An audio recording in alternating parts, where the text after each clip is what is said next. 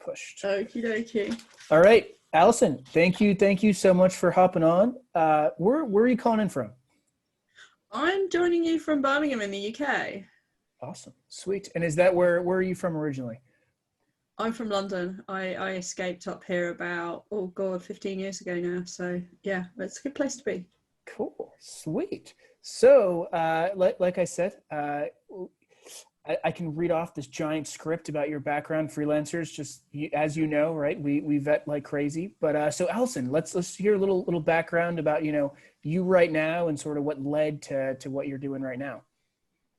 Yeah, cool. So, I mean, I've been a freelancer pretty much all my career. I've got to the point where I've realized I'm pretty much unemployable. But it didn't start out like that. It started out, I went to, I did great in school. I got into Cambridge University. I did some great stuff there.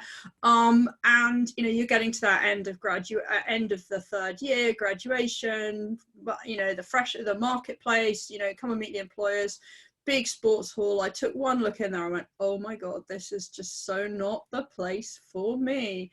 And the media's in my background. It's in my genes. It's like the family's been doing that. And I'm like, I just want to give this a go. So I just started reaching out to people and looking for opportunities. And, I had great networks already. So, those helped me, but they had the potential to hold me back because I had the great networks that I could get in with, but actually when I got in, people were like, oh, she's only here because she knows loads of people. And so I really had to work hard and prove myself. So 3 months into a job, I was in the same position as everybody else, but I found opportunities quicker, but I had to work so much harder. And I think that set me up really, really well as a freelancer going forwards. And going into media and TV in the UK, it is a freelance business. You're always on short-term fixed contracts. You're just bouncing from one project to the next project. You've got to work out where you're going.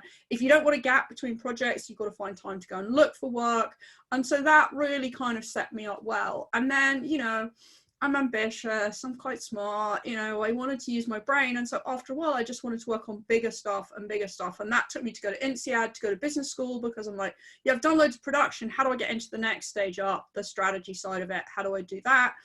Went there and then came out of there, got the Glory INSEAD job, which went really well for a while, was fantastic. But I realized I just wasn't a big company person and it didn't suit me. And I had these kind of entrepreneurial urges. And I went off and I set up a motorbike training school and taught women to ride motorbikes. I'd got a bike license and I was like, this is the best thing I've ever done. But actually, it could have been delivered so much better. So I just said, well, I can do this. And I think that's a bit of a story of my career. I have a bit of an experience. I see an opportunity and I go, I could do that. And so I did it with the motorbike training. I did that. I sold the business after about 3 years. It grown really well, but I realized I wasn't the person that wanted to manage it and take it forward for the longer term. So I exited, sold it. And that's when I moved up to Birmingham, actually, because that was based in London. And really since then, I've kind of pulled together my freelancing experience, the MBA and the entrepreneur thing. And I describe what I do as transforming creative ideas into a business reality. That's why my clients come to me. That's why people hire me to do projects with them. And that's really where the book came from, was an opportunity. Hey, I was talking to universities and looking at what they were doing in terms of employability.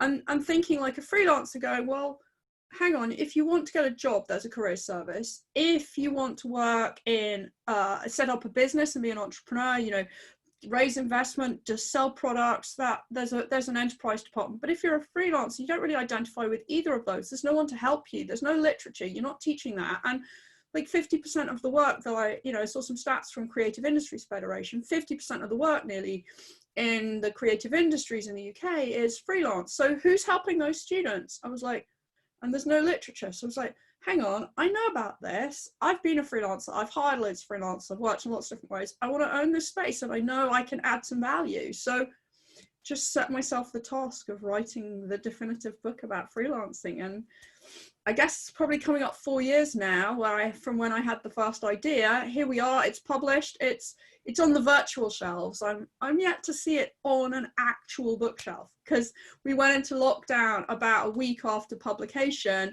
And I came out on the same day as Hilary Mantel, so they were busy stocking the shelves with her, unfortunately. So I'm yet to see myself on a bookshelf, but yeah, it's been an awesome journey, and I hope that gives you a sense of what I do. I'm so glad you brought up the motorbike training, because that was one of the questions that I was like, just, heads up, audience, I did not prep her that I was going to bring it up, and I was pumped to throw the zinger of like, all right, so we see this motorbike training. Explain. I'm so glad you brought it up.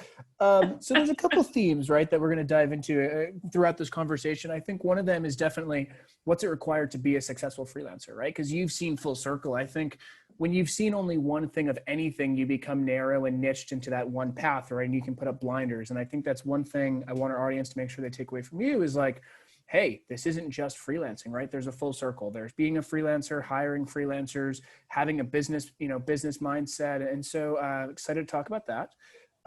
Excited to talk about the book, obviously, and really, really excited to talk about too, like early days, right? What was it like hiring freelancers, being a freelancer, and what really, really differentiated those good experiences versus the bad experiences? So let's start by getting into sort of what was it like when you first started, let's say, your freelance experience, whether hiring or being a freelancer.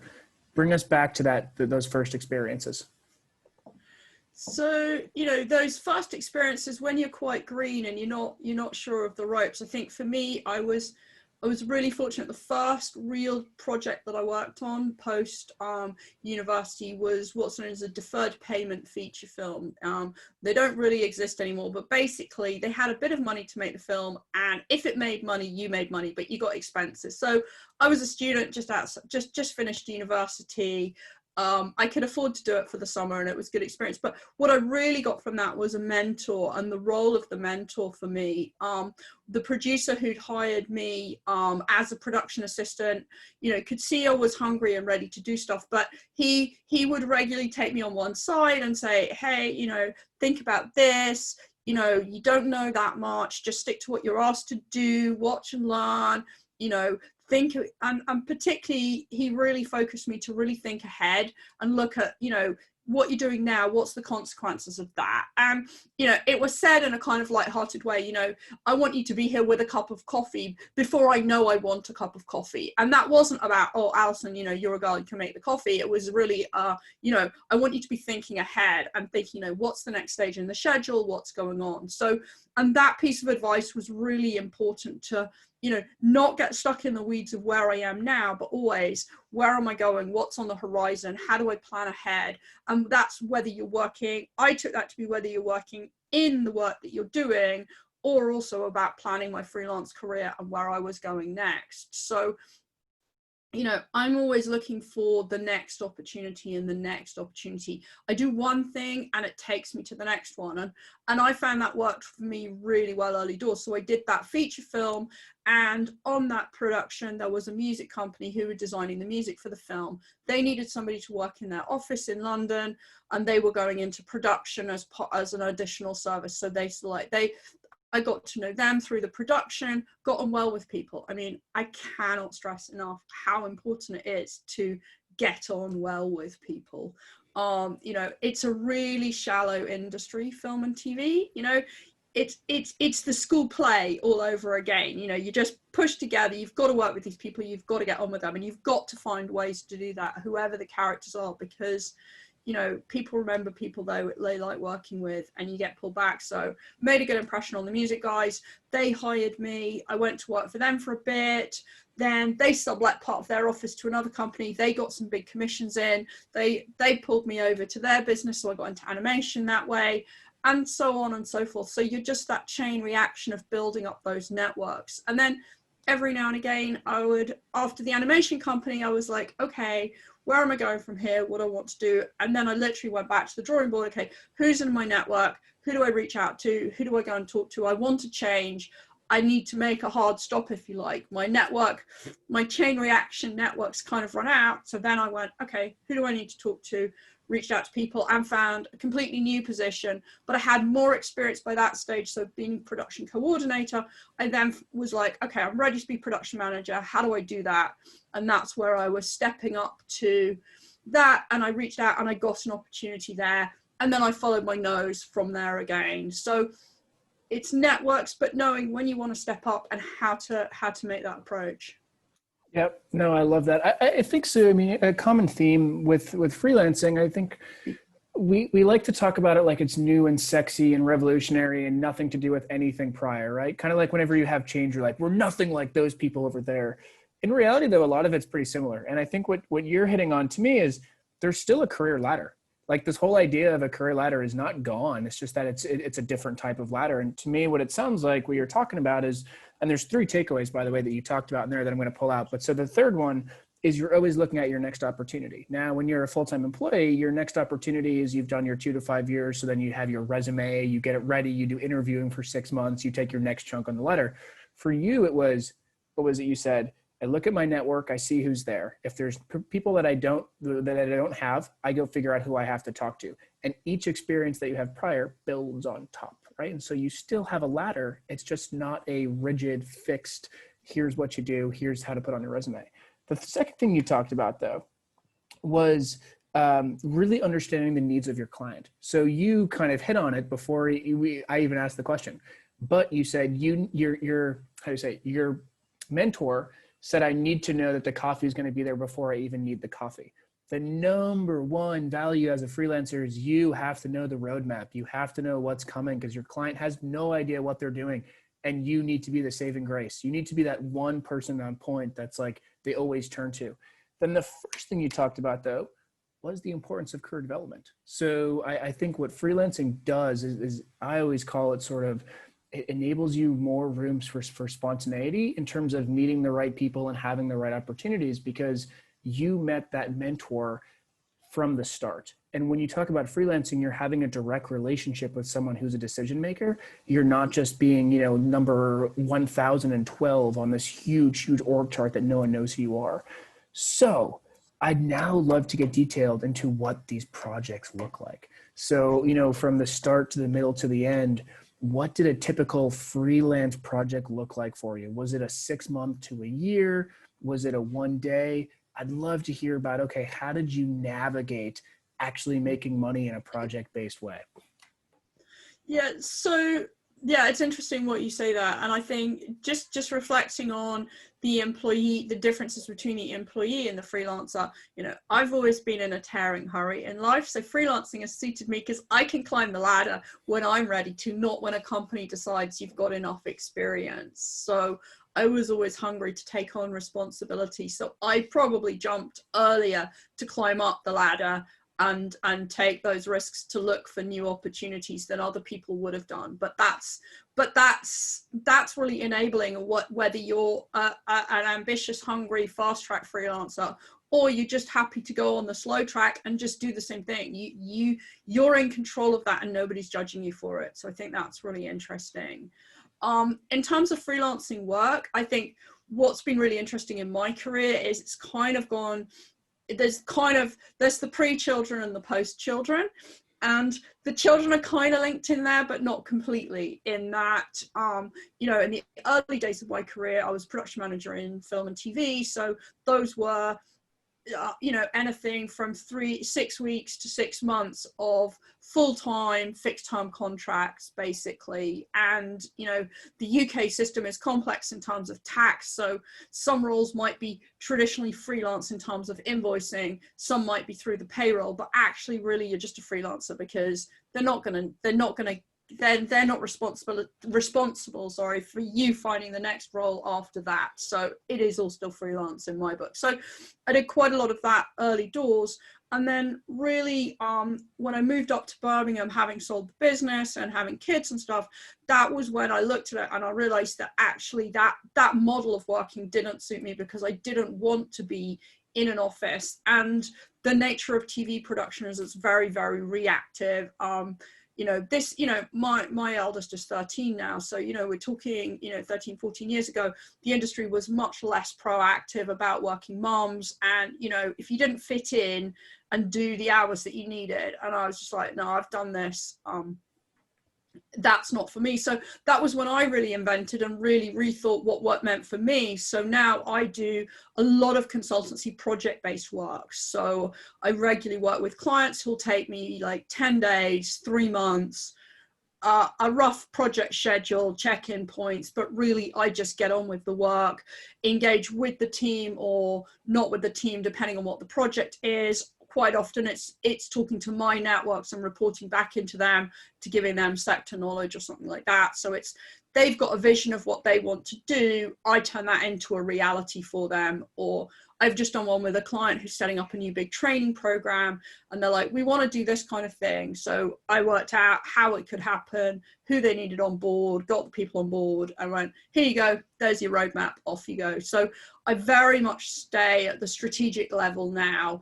And I don't get involved in operations because I know that doesn't work for me, whereas it used to. So I'll do those kind of consulting things, but I'll do an hour's webinar for a university on freelancing. You know, that's the beauty for me in this post-lockdown, in COVID, is very much I can work with anyone anywhere. You know, you're in Singapore, I'm here, we can just book a time, we can chat, it's not a big deal. So I'm doing a lot of like just an hour of my time, which is quite new, but also I'll do a day or a couple of days. So it just depends on client needs, but it's very varied and I love that.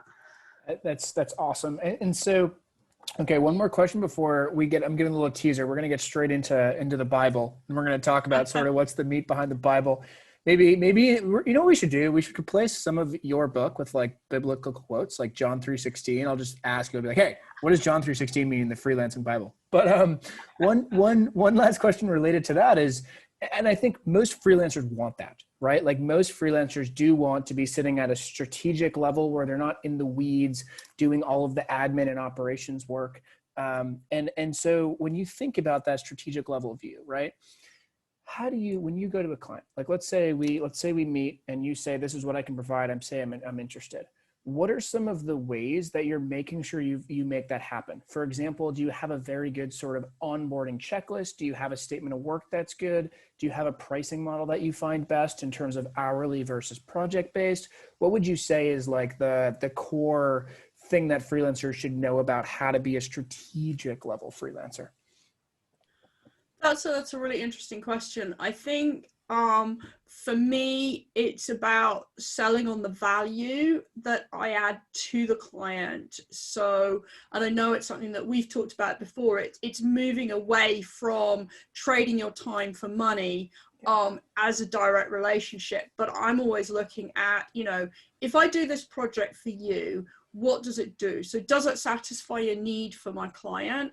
You know, does it improve, does it enhance sales? Does it save on the bottom line? Or does it, you know, develop a new creative, you know, because I work a lot with creative industry, so does it add a creative value vision? Does it open up a new market? All of those kind of things. So what's the ROI for them?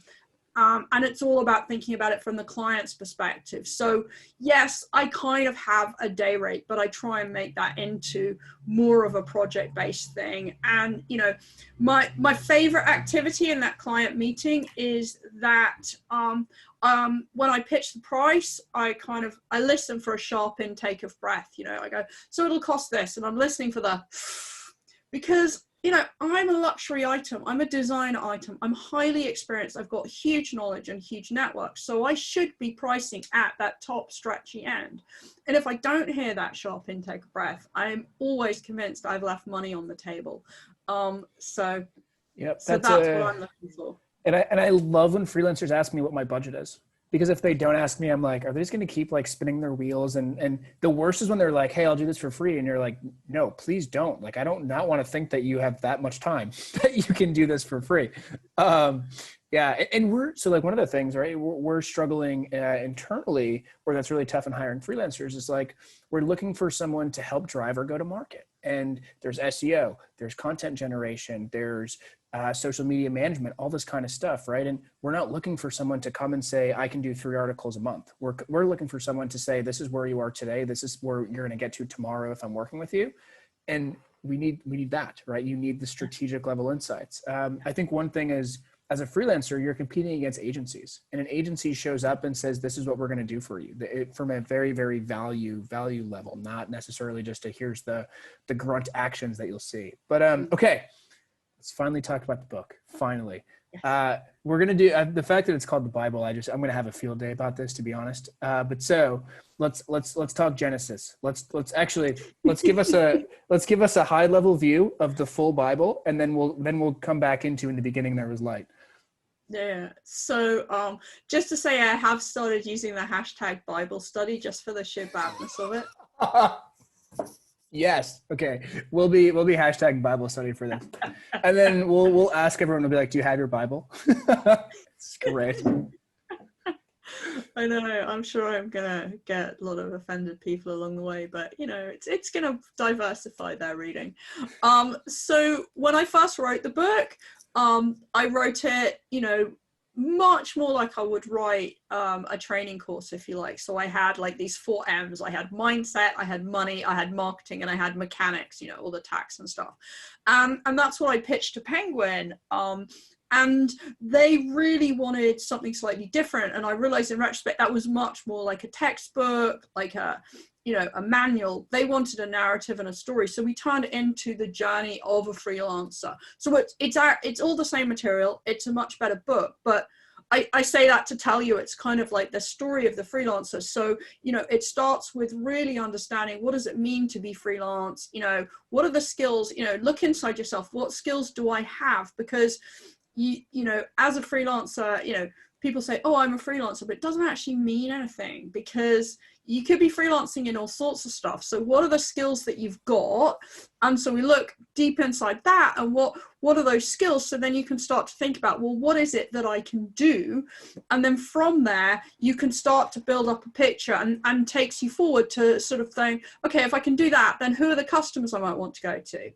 But actually, before we go too far, let's just check in on the money. How much do I need to live on? How do I calculate that? What do I need to think about? Because, you know, as a freelancer, it's so different to that employee, because you don't have that regular income. So you've got to know, how much do I need to turn over in a year?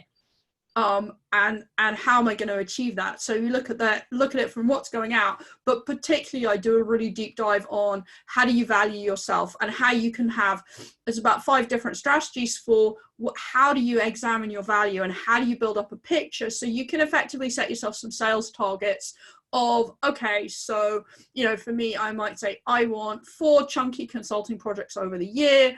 I want a webinar a month for an hour, and I want, you know, 2 full-day workshops a quarter, or something like that. And I can put those in, and then I can see, well, what does that add up to in terms of the sorts of work that I do? Does that hit the sales targets that I need to pay all my bills? And that sounds really corporate and businessy. So, but it's actually really, it's not that difficult, but it's coming up with that picture so you can see, well, am I on track to do that? And then once you've worked out, okay, I'm on track and I know what I need to do, and I've got a sense of my value in the marketplace and what I can add, then you can start thinking about, okay, how do I get out there? You know, why do my customers come to me? And really start to unpick your brand proposition, your values, and why your customers are coming to you. What's that secret sauce that you have that nobody else has? And then how do you put that messaging out there? What do you want your web presence to be? How do you put your proposals together, your biogs, all of that side of things? And then really, okay, so I'm ready to go. I'm ready to talk to people. Okay, oh my God, who do I talk to? Who's in my network? What does my network do? How can it work? How can I meet people? How can I grow it? How do I reach out to people? What do I say? What does it look like? Okay, how do I get a meeting? What does a good meeting look like? How do I get the next meeting? Owning the process as a freelancer, that's a really important thing for me. So you've had a meeting, it's gone really well. Owning that process. And then once you've had that second meeting, they've booked you for the work, you know, dot the I's, cross the T's, and then you deliver that piece of work. What does that look like? But also importantly, at the end, you've got this point where you've taken one piece of work all the way through. Okay, now we've got to repeat this. So not only have you got to spin loads and loads of plates to do all the projects you're doing, you've got all these different hats to wear, because you've got to be the CEO, you've got to be the marketing director, you've got to be the finance director, you've got to be the ops director. So you've got to do all of that as well. So that's where you have to pace yourself for a marathon. So that's really the journey of the book. I love that. So, okay, you ready for, I think we already have some of our verses. So you ready for what John 3:16 is? I'm not very good on the New Testament, to be fair. So John 3:16 is being a freelancer doesn't mean anything. Awesome. And then we have a Corinthians quote. Okay, a Corinthians is going to be owning the process. So we're all going to get tattoos. We'll put up on the what's it called? On the site, we'll have a discount code for tattoos, everyone, if you want a John 3:16 replaced with the Freelance Bible verse. But so let's build off that, right? And I want to, let's get into what separates a novice freelancer from a successful freelancer. And first, let's have you define what you mean by a successful freelancer, and then what it is that separates. So for me, that successful freelancer, if you imagine like an old-fashioned stool with like 3 legs, and you're the freelancer, you're sitting on top of that, those 3 legs, to be a successful freelancer, they need to be bearing equal weight, and each leg represents something different. There's a skills leg, there's a financial drive leg, and there's a desires leg. So the skills is all about, well, what can I do? What can I offer? Your financial drive is, you know, being able to go out and turn that into cash. And then the desires is your marketing piece. How do you get your message out there? So for me, if those 3 legs aren't bearing equal weight, then you can't move your freelancing forward. So let's give you an example. So if I take away the financial drive leg, I've got skills and I've got desires. So I've got the ability to do it. I want to go out and do it. I've got the passion to tell people. But if I've got no financial drive, I've got a hobby. I haven't got a freelance career. I've got a hobby. I'm not going to earn my living at it. It's fine, but it's not a viable career. So what happens if you take away the skills leg? So you've got financial drive and you've got passions, you've got the energy to go out and sell your message, but you've got no substance picking it up. I asked this in a workshop one time when I did some work with British Council and with Nesta on their creative enterprise program, and I asked this question around this, and someone put their hand up and said, well, if you've got only financial drive and passion, you've got Paris Hilton. Okay, that's awesome. Maybe that's like, I know I'm not Corinthians supposed to tell quote. stories, but no, those ones are allowed. Those ones are allowed. It's the stories about the kids, right? Every corporate employee has a story about their kid, and they just exploit the crap out of them. You're like, come on, like we know this hero's journey story. But sorry. So yes. So okay. Luke, maybe there'll be a Luke verse.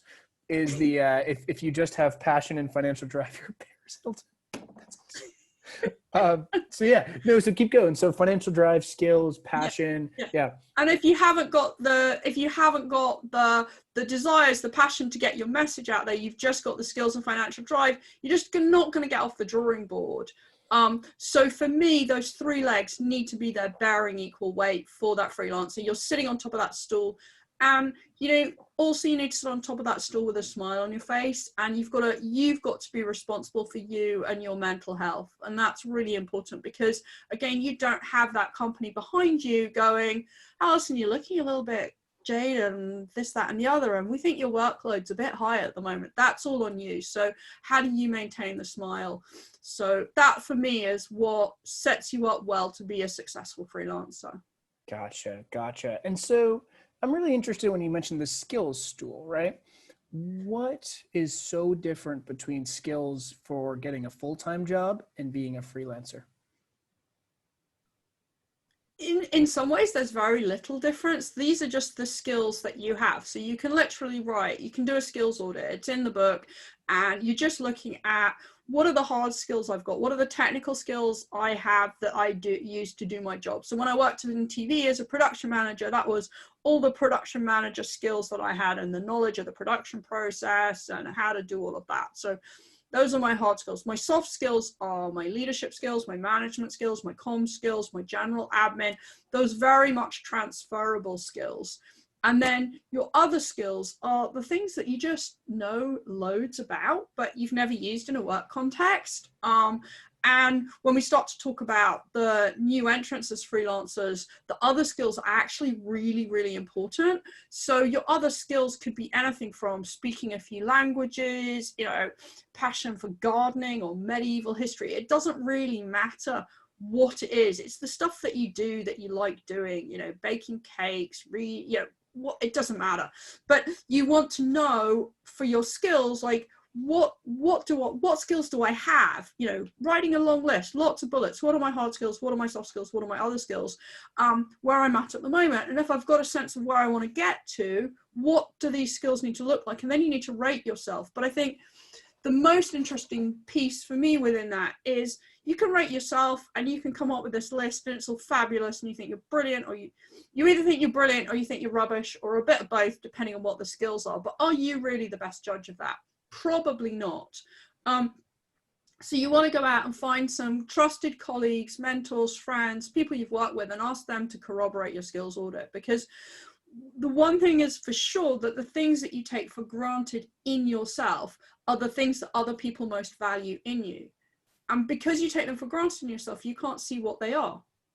You can't see them. So for me, I did this recently with a client, and they're like, oh, we love working with you, Alison, because you're just so organized. So when we ask you to do something, you do it and it's done on time. And it was literally like one of those Excel references I cannot compute, because I'm like, what, you actually pay people to do things and they don't do them on time and you still ask them back. I'm like, I didn't say that, but I just was like, I can't believe this. But I had to kind of reflect on that and go, no, this is a really cool part of who I am. But it was because I really saw that Excel reference thing, you know, cannot add up. It's like, okay, that's something you really do take for granted in yourself that you just can't understand that has a value. I'm like, okay, no, this has a value. That has a value to my clients. So how do I do that? And when you do your own skills audit and you talk to other people, it's those things that you're looking for, and also the things that you haven't even written on the list because you don't even think they have a value. So that's where you can start to unplug your secret sauce. So, and it's partly your technical skills, but it's those soft skills, those things that you just do without thinking about it. That's where, if you can unpick that, that's where your clients will really start to see value in you.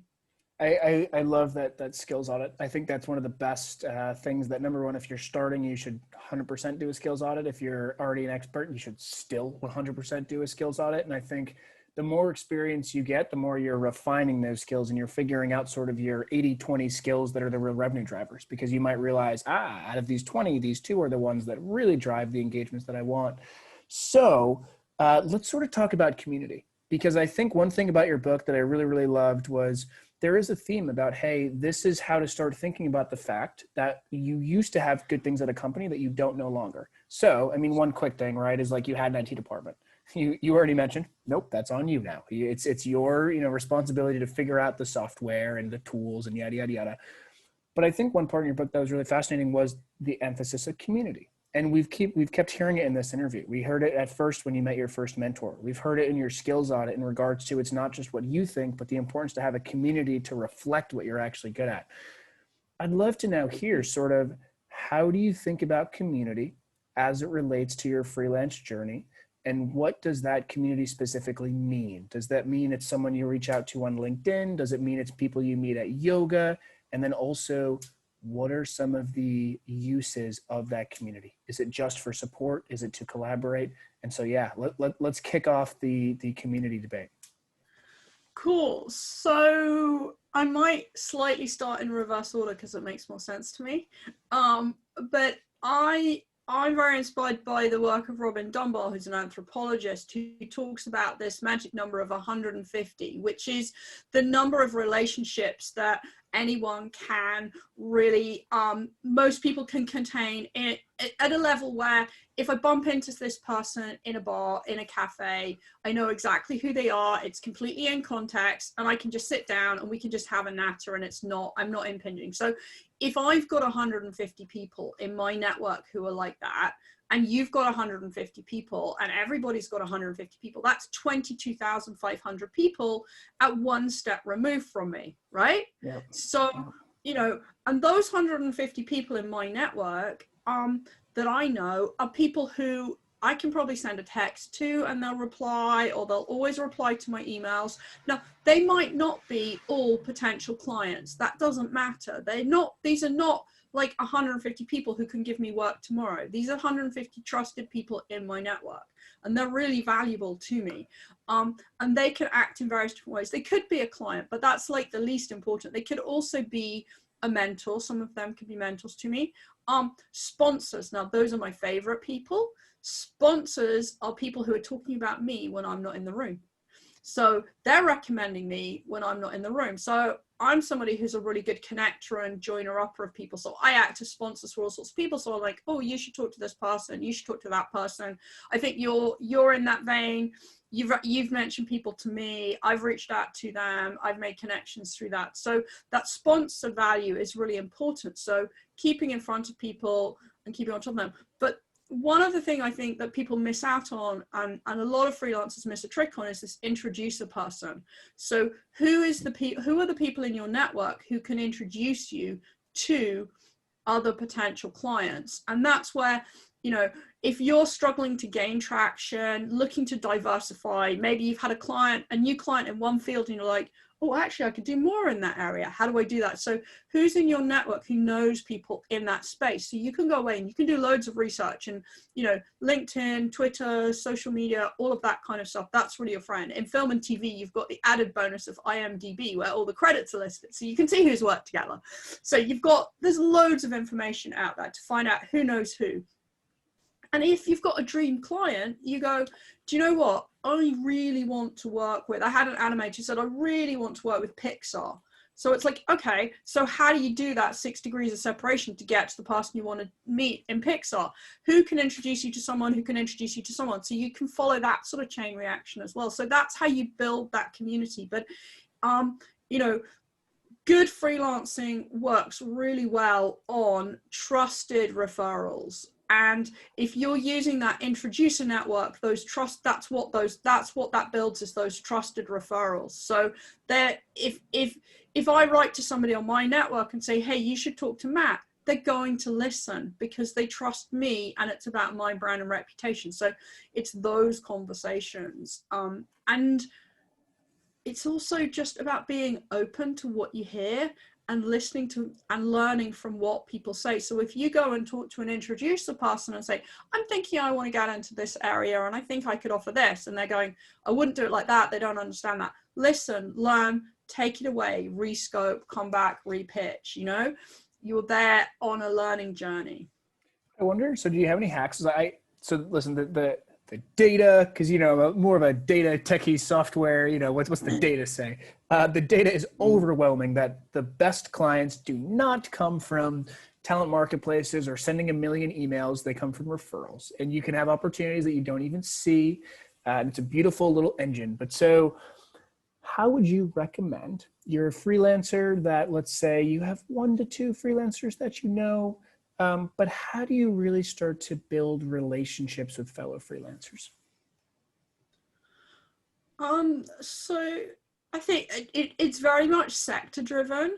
So I've actually built up a whole stack of new relationships through running training and workshops and getting other fellow freelancers on panels, or reaching out to people who I know have a strong message that I've seen, or, you know, because they're, you know, if I take the film and TV example, just because that's where I've got those really deep networks. So I ran a series of sessions around freelancing and how to support film freelancers during lockdown. And so I had some key themes that I would sort. So I would go and do research. Okay, that person's interesting, reach out to them.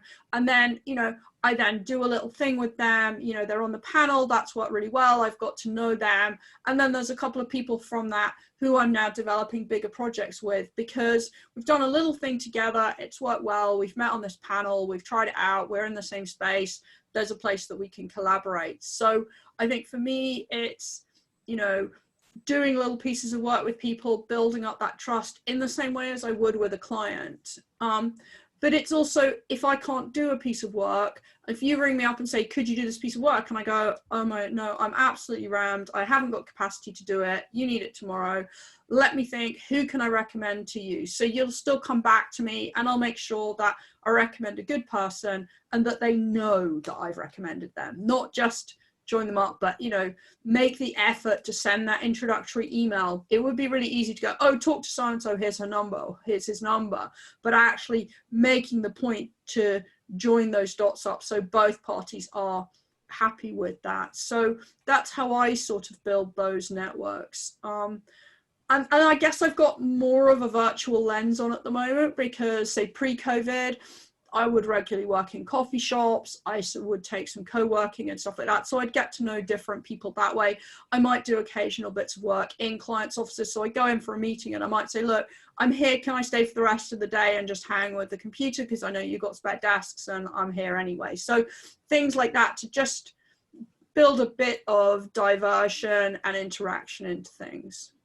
I love it. I think one thing to take away too, when you talk about the intros, there's two things never to do that I've seen happen consistently, and I just cringe. The first is when you say, do you want an intro to someone? Wait until that person says yes. Don't just go send an intro if both parties haven't said, yes, I'd like to talk to this person. And it's so simple, but like, just don't do it. Second thing, when you get the intro, always go back to the person that introed you at first and just have the thank you so much. We talked on this date. It was great. Here's, you know, what resulted of it. So, okay, you ready for the last three questions? So these are the rocket questions. Each question's under a minute. Let's get rolling. Okay, first question. What is the weirdest / coolest / most proudest project you've worked on? And good luck, because the motorbike one doesn't count. Okay, the weirdest, craziest one has to be when I got the job as the production manager on It's a Knockout. But this wasn't the original one. Do you know the show It's a Knockout? No.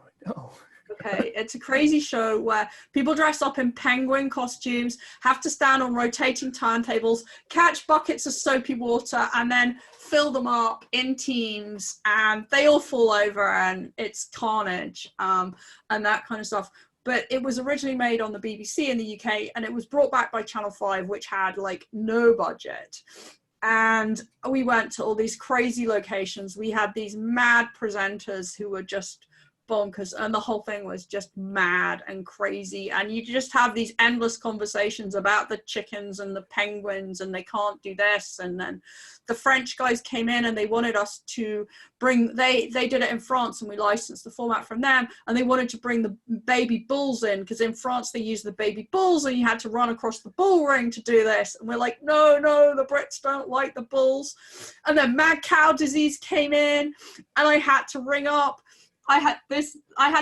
the Department for Food, Agriculture and Fisheries and find out how I could bring some baby bulls in from France to do this, because we didn't have any in the UK. And they said, that's great, you can bring the baby bulls in, they can do what, you know, health and safety, do that yourself, they can do that. He said, but you can't take them back to France because of mad cow disease. So I was like, oh, well, that's the wrap party sorted with the barbecue. This, you know what this sounds like? So this sounds like definitely our Venturella offsite, but I think instead of hosting a freelancer conference, we're going to hold a freelance offsite, and you are going to plan that specifically. I will get in a penguin outfit. Yeah, you name it. Yeah, we'll have banana outfits, penguin outfits, you name it. Yeah. Okay, question 2. Favorite book? Favorite book? Crikey, you can't say your own. You can't, unless you want to answer a Bible verse of your own book. I wasn't going to say my own, actually, to be fair. I would say your own, but that's okay. Yeah, you're allowed to say mine. I mean, I love contemporary fiction, so, you know, I read quite a lot of that. I love the Elena Ferrante series set in Naples. So yeah, that's been really awesome. And Jonathan Coe is an amazing author who writes loads of stuff about Birmingham, and that's where he grew up, so I've really embraced that while I've been up here. So yeah, just contemporary fiction really, rather than favorite book per se. All right, last question. This question, by the way, your publisher is going to be listening, and if you don't give the right answer, ooh, good luck. Okay, favorite animal? penguin. I knew you were going to say it. No, it doesn't count. Favorite animal excluding penguins. Backstory audience, penguins are publisher. My two children. Animals? Actually, that's the best answer we've had in the show yet. That was awesome. Alison. I mean, this is a post-lockdown reflection on my favorite animal, but they have really gone feral with iPads and lack of structure and discipline and me being really busy. So they really are reverting back to children now they're back at school. We're all like 1 degree from chimps, so that answer is spot on. Hey, where can people find you and the book? Cool. So the book's available on amazon.com.co.uk if you're in the UK, but on .com it's paperback, it's ebook, and you get to hear me if you buy the audiobook. I'm on at alisongrade.com on Twitter and Freelance Bible on LinkedIn and Instagram. So awesome. Cool. I have it on Audible. I can attest to it's your voice and it's awesome. So perfect. Alison, thank you so much for hopping on. Oh, that's a pleasure, Matt. Lovely to see you.